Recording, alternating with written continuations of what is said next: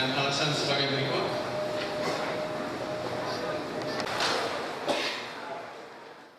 Kasus dugaan penganiayaan pencuri sarang burung walet di Bengkulu pada 2004 silam yang menyeret penyidik KPK Novel Baswedan sebagai tersangka sepertinya tetap dilanjutkan.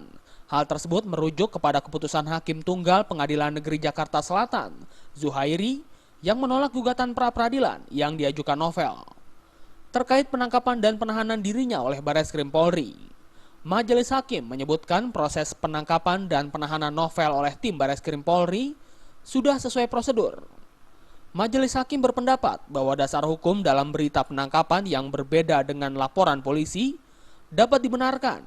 Selain itu, menurut Majelis Hakim, surat penangkapan oleh Novel tidak kadaluarsa karena berlaku tanpa tenggat setelah dikeluarkan. Termohon terhadap pemohon Novel Baswedan telah cukup alasan sebagaimana menurut ketentuan pasal 21 ayat 1 KUHP.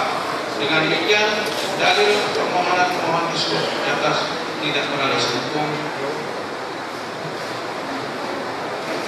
harus dinyatakan ditolak. Sementara menanggapi penolakan Hakim kuasa hukum Novel Baswedan, Saur Siagian menilai dalam putusannya, Hakim Zuhairi tidak mempertimbangkan fakta yang ada. Hakim tersebut menurut kami sangat tidak objektif untuk melakukan pertimbangan-pertimbangan tersebut.